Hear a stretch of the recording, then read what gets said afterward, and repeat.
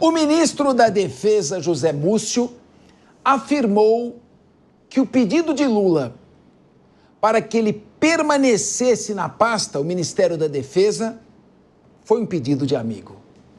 A declaração foi dada numa entrevista ao programa Roda Viva, da TV Cultura. Segundo Múcio, Lula fez o apelo porque, abre aspas, estamos com desafios e não queria abrir mais um problema. Fecha aspas. Vamos acompanhar, então, o que disse o ministro. Nós somos amigos, eu sei das suas pretensões, que está mais à disposição da família e dos amigos, mas eu preciso que você fique, porque nós estamos aí com alguns desafios, eu não queria abrir mais um problema. E os comandantes militares também não querem.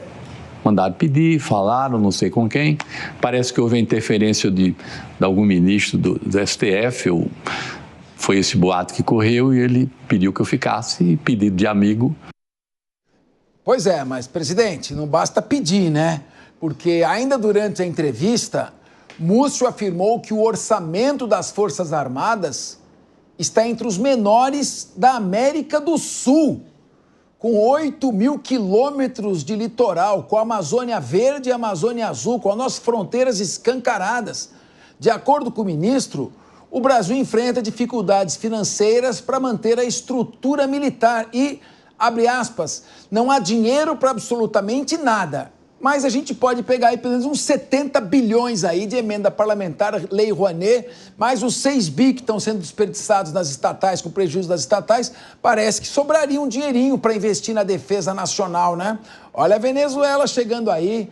Meu querido coronel Sérgio Marques, as drogas estão entrando, Colômbia, Bolívia, Peru, entrando direto aqui, passando pelas nossas rodovias, indo até Santos. O crime organizado está contratando mergulhadores profissionais para levar a droga até alto mar, ou o próximo alto mar, onde é içada de navios. E não tem dinheiro para a Marinha, para a Aeronáutica e para o Exército. Se isso não é prioridade, eu não sei o que pode ser. 80% do orçamento do Ministério da Defesa é com efetivo. Então, sobra muito pouco para investimento. Agora, vamos fazer alguns comparativos aqui.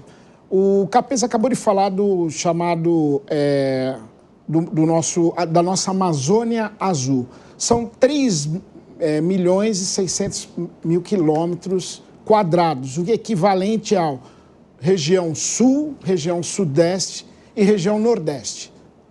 Explica o que é a Amazônia Azul. A Amazônia Azul justamente é o quê? O mar brasileiro, a extensão do mar brasileiro, que a circunscrição do governo federal, do governo brasileiro, ou seja, é uma extensão onde exerce o mar sobre o qual nós exercemos a soberania. Exatamente. Ali tem o quê? Tem petróleo, ali tem recursos, tem a própria camada do pré-sal. Então, tudo ali naquela região, se alguém for entrar, há necessidade de autorização do governo brasileiro. Estamos hoje com a nossa marinha defasada. Nós temos um projeto maravilhoso que é o quê? A introdução na marinha brasileira do chamado submarino nuclear. E esse submarino nuclear, ele está lá em Itaguaí, no Rio de Janeiro, a produção dele, só que falta verba para isso. Somente 6 países dominam essa tecnologia mundial, que seriam o quê? Os países que compõem o Conselho Permanente de Segurança da ONU.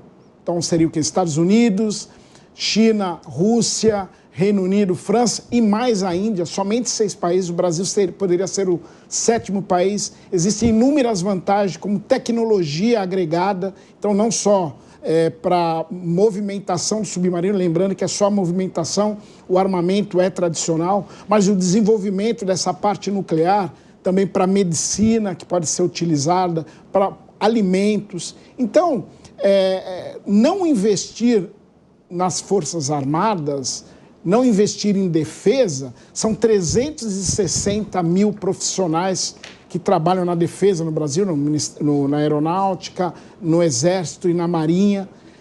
E o que acontece? Nós temos um maluco, um ditador que domina um país que faz fronteira com o Brasil, que é a Venezuela, que está ameaçando invadir um outro país soberano, que é a Guiana, e por tal invasão poderia passar pelo território brasileiro, no estado de Roraima. Nós temos o próprio narcotráfico, como o Capês falou, né, nos países da fronteira seca brasileira, própria Venezuela, Peru, Colômbia, Bolívia, lembrando que Bolívia e Colômbia são os maiores produtores de cocaína. Então, olha o investimento que pode ser feito em defesa, porque defesa acaba também gerando o quê? Empregos diretos e indiretos, porque é um tipo de indústria que precisa de capital humano preparado para isso. Então, só há vantagens. Infelizmente, no Brasil, a retirada do dinheiro desse setor e deixando o Brasil cada vez mais pobre nessa área, com a sua soberania em jogo. E a gente acha, né, Rodolfo Maris, que porque somos um país que não temos inimigos. Primeiro que as organizações paramilitares estrangeiras, o narcotráfico, já são inimigos que estão destruindo o país de dentro. Exatamente. Isso aí, esse tráfico vem de fora para dentro e alimenta as organizações que estão aqui no país. Primeiro ponto. E segundo, meu querido, com 3 porta-aviões, um na Foz do Amazonas, um na saída do Porto de Santos e outro na saída do Porto do Rio de Janeiro, uma nação, uma potência internacional para o Brasil. Então, mas as Forças Armadas vão meter o pau nos militares, né? A gente não gosta deles porque eles se envolveram em política, então que se danem os militares, né? Vamos rever, né, a forma como eles vão se aposentar, né, Capês? Que foi assunto, nós debatemos isso aqui há algum tempo atrás, e vira e mexe, esse assunto sobre como os militares devem se aposentar vem à pauta novamente. Mas olha só que interessante, porque em 2022, nós tínhamos ali no começo 22 ministérios, tá? 22 ministérios. E o que a gente está vendo agora é uma queda, uma nuance que está acontecendo com um governo com muitos ministérios.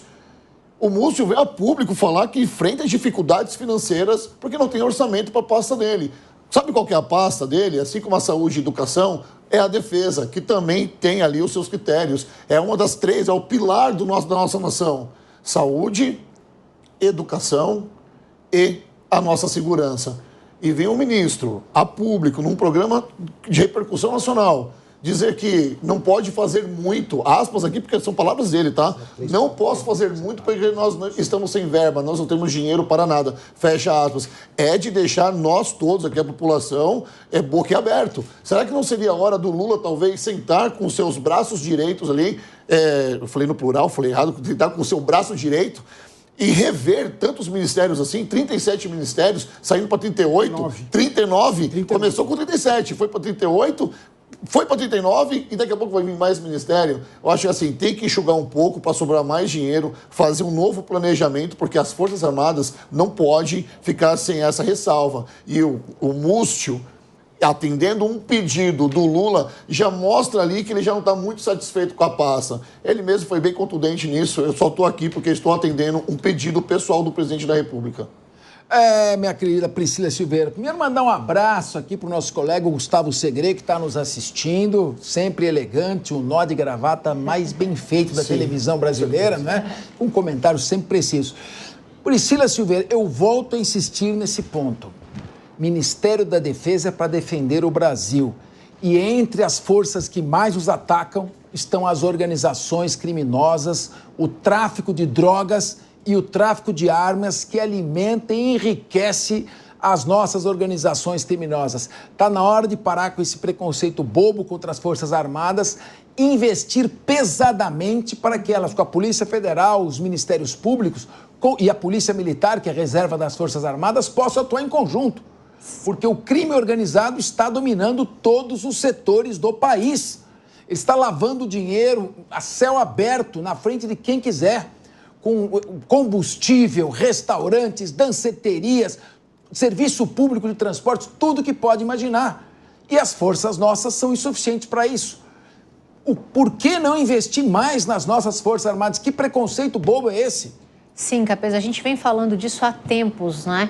Com relação a esse escanteio principalmente dado no atual governo, para esse Ministério da Defesa. É importante a gente dizer aqui que ele recebe, segundo o ministro, 1,1%, né, do PIB, e o Judiciário recebe 1,5%.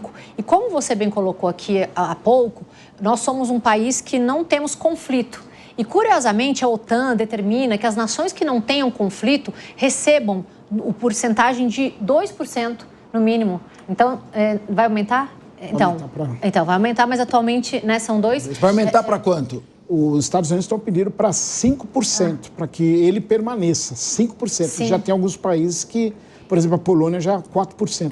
Então, e que já é inferior ao que atualmente é destinado, né, esse ministério, que eu entendo ser importante, porque quando a gente fala de segurança pública, as Forças Armadas são importantes para a nossa defesa, sim. E uma outra coisa que eu quero pontuar, Capês, é que existe um projeto de lei, né, uma PEC, do Carlos Portinho, PL do Rio de Janeiro, onde ele quer visa aí alterar a Constituição para garantir que esse orçamento, como eu disse aqui há pouco, seja no importe de 2%, que é o mínimo para as nações que não tenham aí conflitos, como é o caso do Brasil, né? E que se refira a 2% do PIB do ano anterior, para que não haja essa né, forma de mendigar, ou seja, pedir para que seja dada uma porcentagem mínima para que seja... Inclusive, o próprio ministro fala que ele não recebe, o Ministério não recebe emendas parlamentares, o que também talvez dificulte um pouco, e as Forças Armadas, segundo o ministro, estão operando no vermelho mesmo, né? Como se dissessem, pedindo socorro, porque só em situações emergenciais, diante da ausência de orçamento. Emenda parlamentar lá, não tem brincadeira lá não, viu, com emenda parlamentar, por isso que não recebe, né? Agora, Priscila, eu sou contra esse negócio de verba, de percentual constitucional de investimento para educação, para saúde, eu acho que o governo tem que estar livre para fazer os reajustes. Você vê que você é obrigado a investir 25% e 30% na educação, e aí você vê um desperdício muito grande, porque às vezes a pessoa não tem onde gastar. Mas, meu querido Guilherme Mendes, eu não sei se você concorda comigo, você estava acenando negativamente a cabeça o tempo, te senti muito incomodado e agora você vai ter a palavra. Você concorda pelo menos com a fala final do ministro, quando ele diz não há dinheiro para absolutamente nada? Pelo menos ele fez uma boa avaliação econômica do governo. Capês, você já viu na história que você acompanha da política algum ministro um dia vir a público e falar, olha, meu orçamento está tranquilo, está sobrando dinheiro aqui na minha pasta, aliás, eu vou devolver um pouco para o erário para ser redistribuído? Nunca aconteceu. E não vai acontecer também no Ministério da Defesa com o ministro Múcio. Todo ministro, quando encosta no presidente da República, é para pedir mais e chorar. Ele está fazendo a parte dele, até porque ele sabe que o questionamento, como o Rodolfo bem colocou, em relação às aposentadorias dos militares, pegou muito mal e ali foi uma parcela significativa do orçamento que se queria subtrair da pasta. Então, ele está fazendo um aceno que, de fato, o Ministério precisa de dinheiro. De outro lado, fica essa questão que a doutora Priscila colocou muito bem. Cadê os patriotas agora? Cadê os deputados patriotas de direita e de esquerda que foram há tempos atrás para a porta dos quartéis pedindo intervenção militar, pedindo que os militares saíssem dos seus quartéis para tomar o poder no Brasil? Cadê as emendas parlamentares desses deputados para ajudar o Ministério da Defesa?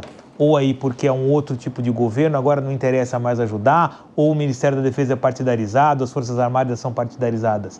Você bem falou, Capês, não existe emenda parlamentar para as Forças Armadas. Será que é porque elas precisam, ou será porque ali não vai ter corrupção e não vai dar para fazer política? Esse eu acho que é um ponto que tem que ser discutido. Dinheiro tem. Vocês falaram aqui dos bilhões que são destinados para as emendas, seja elas da cultura, da educação, da saúde, e por que não para as Forças Armadas? Nós temos quartéis em péssimas condições de conservação, nós temos uma série de atividades que as Forças Armadas desenvolvem no norte do país, na região do Pantanal, no combate a incêndios, na proteção da fauna, missões que são super nobres e que padecem de recursos. Por que esses parlamentares não destinam parte das suas emendas, que às vezes chegam a 1 bilhão, para ajudar as Forças Armadas? Patriotismo não deve ser só botar a camisa amarela, tem que se assinar e mandar dinheiro. Aí sim você mostra com aquilo que de verdade você se preocupa. Não simplesmente para botar corte na internet e fazer discurso de proselitismo político, não é? Muito bem. Coronel, você já ouviu falar em ministério que devolve dinheiro? Sim. Qual? Na realidade, não um ministério, mas uma instituição do Ministério da Defesa do Exército Brasileiro. Porque o Exército Brasileiro, pelo interior do Brasil, muitas vezes, ele é um empreiteiro. ele constrói estradas, ele constrói rodovias. E muitas dessas rodovias são feitas dentro do prazo ali estipulado. Existem batalhões de engenharias do Exército Brasileiro e são feitas dentro do prazo estipulado com uma qualidade muito boa e as sobras são devolvidas para o erário federal.